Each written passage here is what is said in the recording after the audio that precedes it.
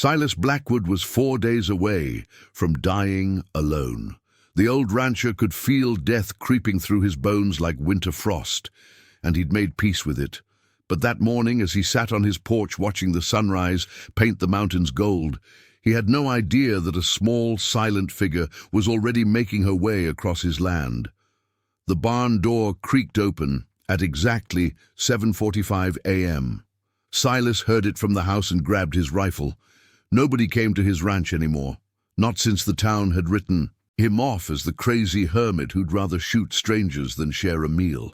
But when he stepped into the barn, weapon raised, he found something that made him freeze.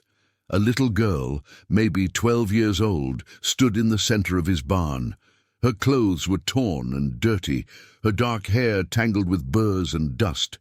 She clutched a crumpled piece of paper in her small fist, and her eyes, those eyes, held a kind of terror that Silas recognized.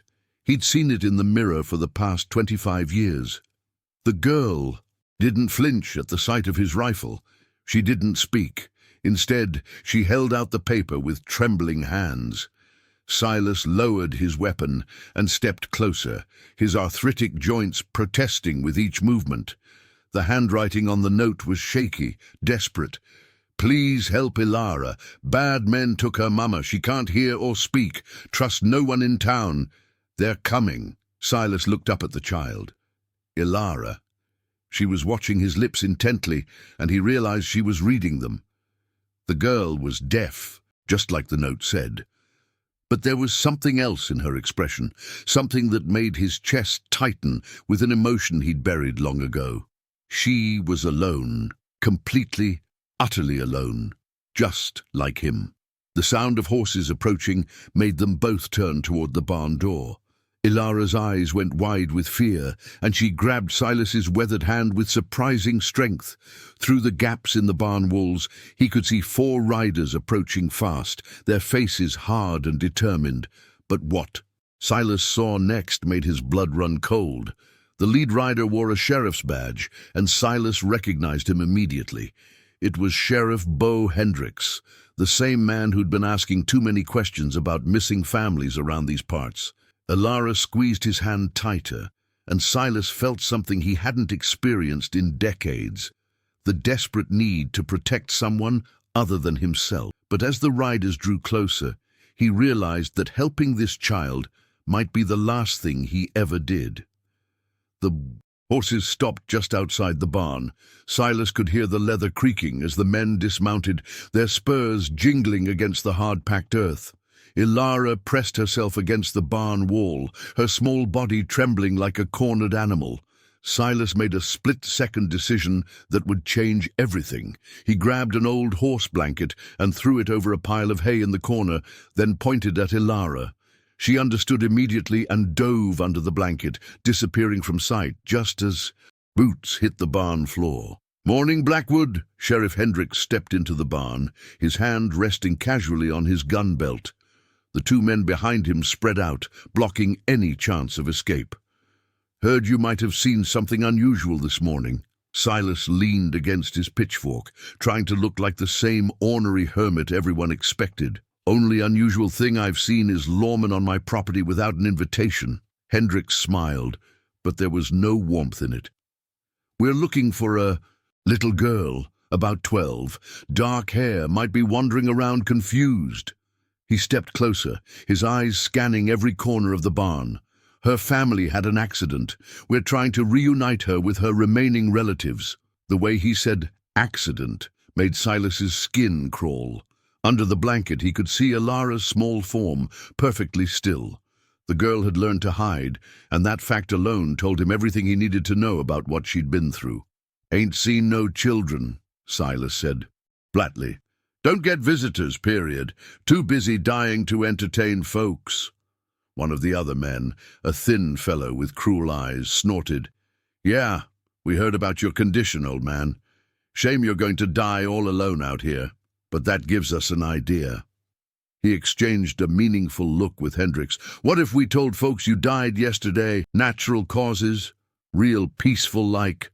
The threat hung in the air like smoke. Hendrik stepped even closer, close enough that Silas could smell the whiskey on. "See? If you're already dead, no one's going to come looking when we search this place proper, and if we find what we're looking for—" Silas felt his heart hammering against his ribs, but not from fear. It was from rage. These men were threatening to kill him and hunt down a terrified child, and they were doing it with badges on their chests. "I told you," Silas said slowly. "I ain't seen no girl." Hendrik studied his face for a long moment, then nodded to his men. "Search the place. Every corner, every stall, every pile of hay." He turned back to Silas with that cold smile. "An old man, if you're lying to us, your dying days are going to get a whole lot more painful." As the men began tearing through his barn, overturning equipment and kicking through hay bales, Silas caught a glimpse of movement under the blanket. Elara was shifting, and he could tell she was getting ready to run. But there was nowhere to go. The men had them trapped, and Silas was about to discover just how far these corrupt lawmen were willing to go to silence a deaf child who'd seen too much. The thin man was a meter from Elara's hiding spot when Silas made his move. He deliberately knocked over a bucket of grain, sending it clattering across the barn floor. The noise made all three men spin toward him, their hands moving to their weapons. "Clumsy old fool," Hendrik snarled. "Can't even stand up straight anymore." While they were distracted, Silas saw Elara slip out from under the blanket and dart behind the grain bins. The girl moved like a shadow, silent and swift, but Silas knew it was only a matter of seconds before they spotted her. "You know what, Blackwood?" Hendricks holstered his gun and picked up a piece of broken harness. "I think you need some encouragement to remember what you might have seen." The leather strap caught Silas across the shoulder, sending pain shooting through his already aching body. But he'd endured worse, much worse. He straightened up and looked Hendricks dead in the eye. "Go ahead," Silas said quietly. "Beat an old man. That's about what I'd expect from someone who wears a badge and hunts children." The words hit their mark. Hendricks's face flushed red, and he raised the strap again. But before he could strike, one of his men called out from the back of the barn, "Boss, found something." Silas's heart stopped, but when he looked, the man was holding up an old photograph, not Elara. It was a picture of Silas with his wife and a daughter taken 35 years ago, before the fever took them both. "Well, well," Hendrik said, snatching the photograph. "Looks like our hermit wasn't always alone. What happened to them, Blackwood? Let me guess, you couldn't protect them either."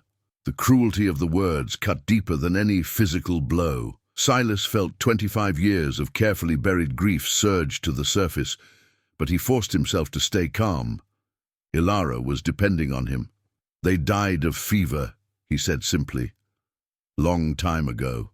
"Shame," Hendrik said, tearing the photograph in half, "but at least they won't have to watch what happens next." That's when Silas noticed something. Elara had moved again, positioning herself near the barn's back exit. The girl was smart. She was creating an escape route, but she was also signaling something to him, tapping her finger against her palm in a pattern he didn't understand. Then it hit him. She was trying to communicate. The child was telling him something important, but he couldn't read. Her signs. Hendricks followed his gaze and turned toward the back of the barn. His eyes narrowed as he scanned the shadows. "What are you looking at, old man?" Silas forced himself to shrug. "Nothing. Just remembering how this place used to look when it mattered." But Hendricks wasn't buying it anymore. He drew his gun and started walking toward the grain bins, his boots echoing in the silence. "Boys, I think our friend here has been playing games with us." As Hendricks moved closer to Elara's position, Silas realized the time for deception was over. In the next few seconds, either the girl would be caught, or he'd have to do something that would probably get them both killed. Silas grabbed the pitchfork and swung it like a club, catching Hendricks across the back of the head. The sheriff stumbled forward, his gun clattering to the ground. But the other two men reacted fast, drawing their weapons and pointing them straight at Silas. "Move and you're dead, old man!" the thin one shouted. But Elara was already in motion.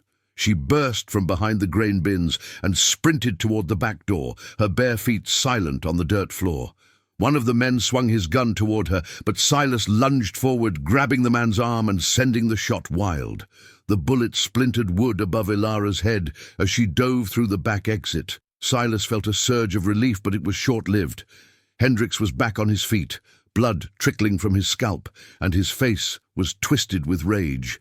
"You just made the biggest mistake of your life, Blackwood," he snarled, retrieving his gun. "Now we're going to make you watch while we hunt down that little witness." "Witness to what?" Silas demanded, though he was already starting to understand. Hendricks's smile was pure evil. To what happened to her mama and papa, to what happens to families who don't pay their debts to the right people. That little girl saw everything, and she's the only one left who can tie us to those burned-out homesteads. The pieces fell into place like dominoes. The missing families, the unexplained fires, the corrupt lawmen who were supposed to be protecting people. Hendricks and his men weren't just hunting Elara. They were covering up murder. "How many?" Silas asked quietly. "How many what? How many families have you killed?" Hendricks shrugged. "Business is business. Some folks just won't listen to reason about paying their protection fees, but don't worry, you won't be around to judge us." The thin man had moved to the back door and was scanning the landscape. "She's heading for the creek, boss. The little thing's fast, but she won't get far on foot." "Good," Hendricks said. "We'll run her down like a rabbit. But first," he turned back to Silas, raising his gun, "we finish what we started here." Silas closed his eyes, thinking of his wife and daughter. After 35 years of guilt and loneliness, maybe it wasn't such a bad way to go, trying to save an innocent child. But then he heard something that made him open his eyes again.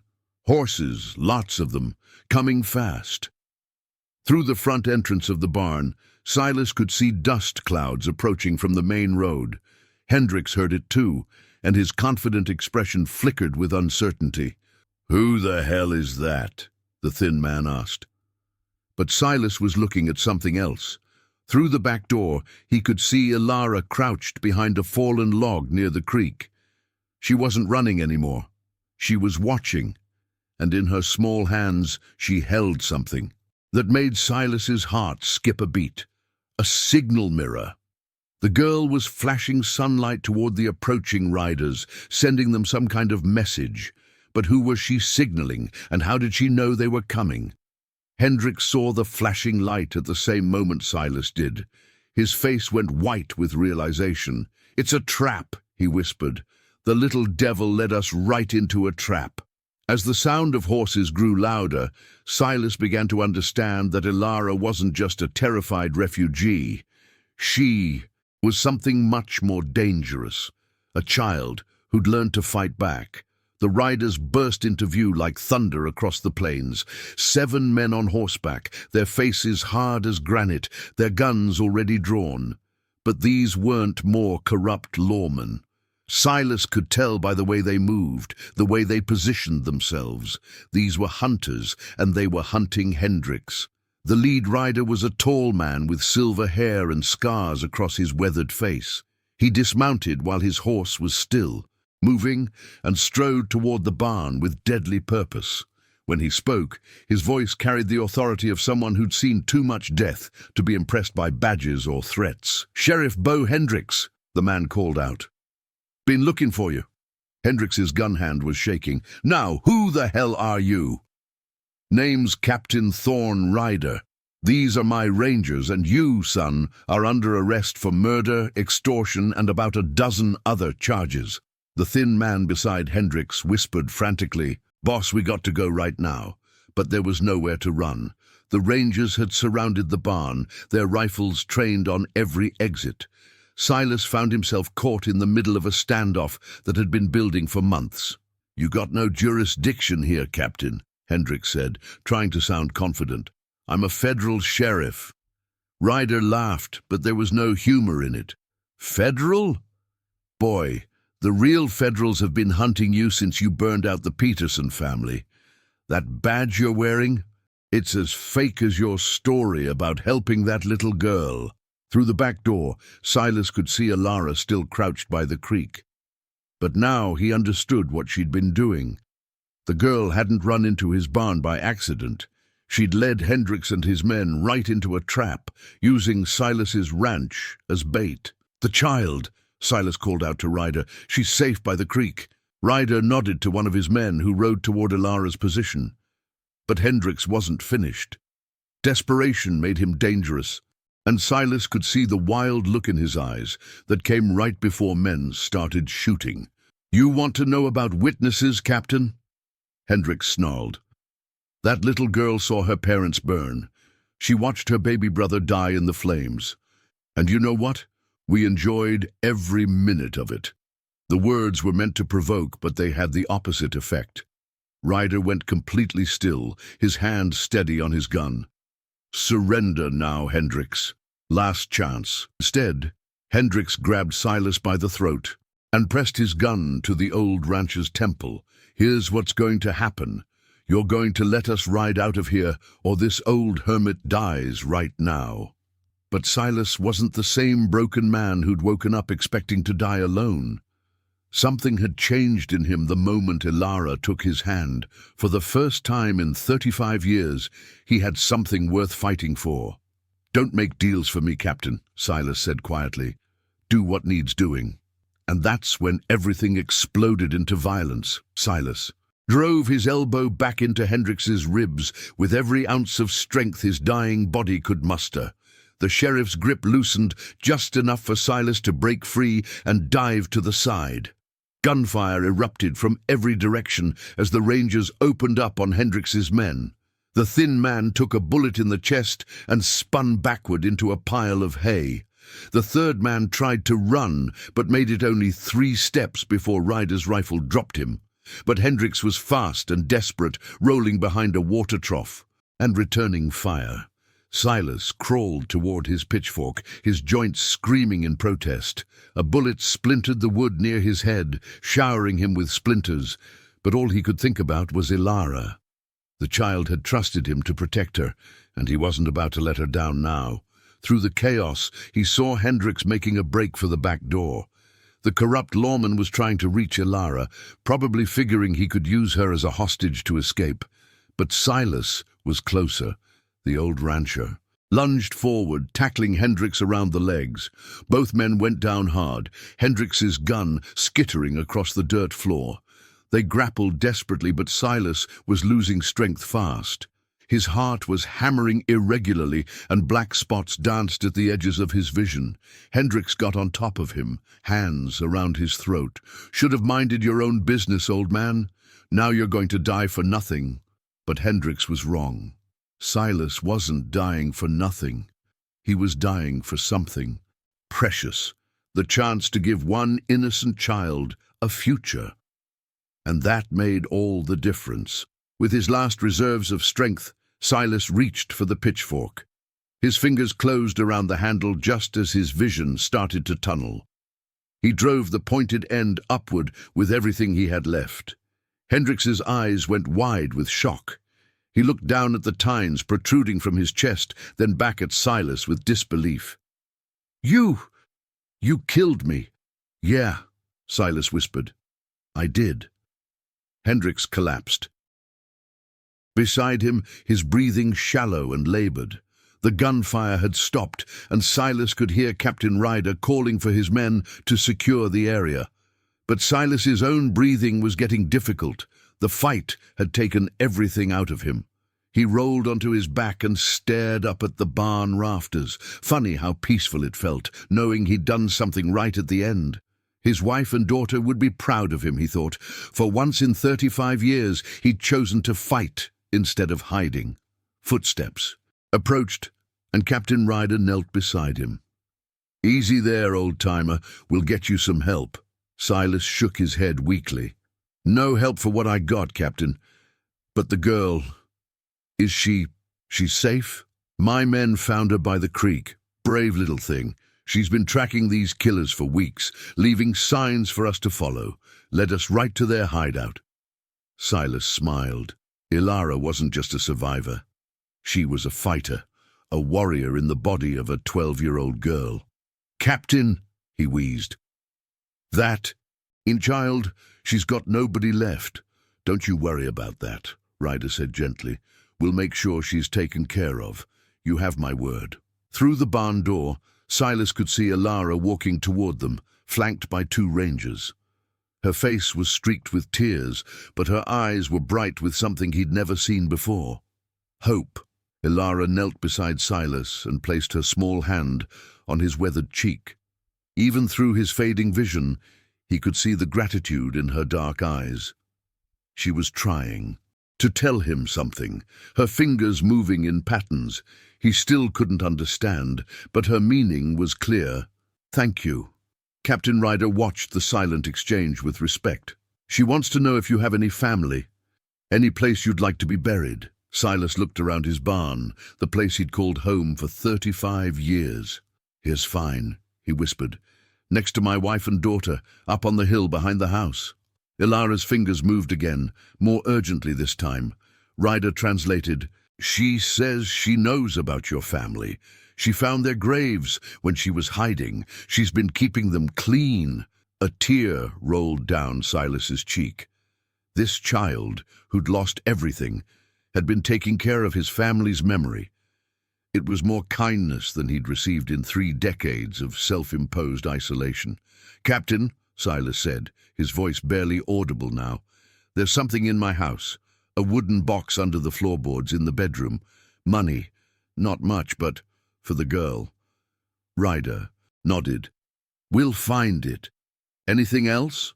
Silas looked at Elara again. She was still holding his hand, her grip surprisingly strong for such a small person. Tell her she gave me something I thought I'd lost forever." "What's that?" "A reason to live, even if it was just for one day." Elara seemed to understand without translation. She leaned forward and kissed his forehead, then pressed something into his palm. It was the crumpled note she'd carried into his barn that morning, the desperate plea for help that had changed everything. But now he could see there was more writing on the back, in a child's careful handwriting. "Thank you for not being afraid of me. Mama said there are angels who look like regular people. I think you are one." Silas closed his eyes, feeling a peace he hadn't known since his family died. The pain in his chest was fading, replaced by something warm and light. For the first time in 35 years, he wasn't dying alone. He was surrounded by people who cared, protected by rangers who fought for justice, and held by a child who'd chosen to trust him with her life. Captain Ryder's voice seemed to come from very far away. "Silas, can you hear me?" But Silas was already somewhere else, walking up a familiar hill where 2 graves waited under the oak tree, and there, standing beside the headstones, were the 2 people he'd missed more than life itself. His wife, Martha, was smiling, her hand extended toward him. His daughter, Clara, was there too, no longer the sick child who died in his arms, but healthy and whole and beautiful. "Took you long enough," Martha said gently. "We've been waiting." Behind him, in the world he was leaving, Silas could hear Elara learning to speak her first words aloud, guided by Captain Ryder's patient voice. The child would have a future now, a chance to grow up safe and loved. Silas Blackwood passed away as the sun reached its highest point in the sky, his hand still clasped in Elara's small fingers. "Captain." Ryder closed the old rancher's eyes and stood slowly, removing his hat in respect. The barn had fallen completely silent, except for the gentle sound of wind through the gaps in the walls. Elara stood beside the body for a long moment, her tears falling silently onto Silas's chest. Then she walked to the corner where she'd hidden that morning and retrieved something from behind the grain bin. It was a small bouquet of wildflowers, carefully picked and arranged. She placed them on Silas's chest and stepped back. "She'd been gathering those since dawn," one of the rangers said quietly. "Must have known how this would end." Captain Ryder found the wooden box exactly where Silas had said it would be. Inside were 350 gold coins, a faded photograph of Silas as a young man with his family, and a letter addressed to whoever finds this. The letter was simple, but powerful. I lived 35 years, waiting to die. But in my last day, I remembered what it meant to be alive. Take care of the child. She saved my soul. As the rangers prepared to leave, Elara walked to the hillside where Martha and Clara Blackwood were buried. She knelt beside the weathered headstones and used her hands to clear away the weeds, just as she'd been doing for weeks. But now, she was preparing a third grave. Captain Ryder found her there as the sun began to set. "You don't have to stay for the burial," he said gently. "We can take you somewhere safe tonight." But Elara shook her head and pointed to the house, then to herself. Her meaning was clear. She wanted to spend one more night here, in the place where she'd found safety and kindness. "All right," Ryder agreed, "but tomorrow we head to Stone Ridge. There's a family there, the Sullivans. Good people, with a daughter about your age." Elara nodded, but her eyes remained fixed on the 3 graves. She was saying goodbye, not just to Silas, but to the last piece of her old life. Tomorrow would bring new challenges, new people to trust, new ways to communicate her needs and dreams. As night fell, Elara sat on Silas's porch, wrapped in one of his old blankets. She could see the stars beginning to appear, the same stars that had watched over her terrifying journey from her burned home to this ranch. But now they seemed different. Not cold and distant, but warm and welcoming. In her pocket she carried 2 things: the original note that had brought her to Silas's barn, and a new one she'd written herself. This one was addressed to her future family, and it said simply, "My name is Elara. I cannot hear your words, but I can see your kindness. An angel taught me that sometimes the bravest thing you can do is trust a stranger."